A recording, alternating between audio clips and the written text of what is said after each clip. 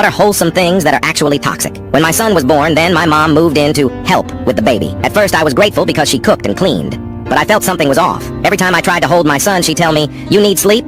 I'll take him." If I wanted to feed him, then also she already have a bottle ready. When he cried at night, then she rushed to his room before I could get up. One day I walked into the room and listened that my mom was telling to my baby that, "Mommy's too busy for you, but Grandma's here." That what hit me because she was not helping. Instead, she was trying to replace me. When I confronted Mom about this, she started crying about how she just wants to be needed and loves him so much. My husband said I should be thankful for the help. It took months of therapy to realize what she did was not wholesome. Instead, it was control disguised as kindness. She was slowly pushing me out of my own son's life, while making herself look like the selfless grandmother. I finally asked Mom to move out, but she still tells everyone how ungrateful I am after she sacrificed everything to help us.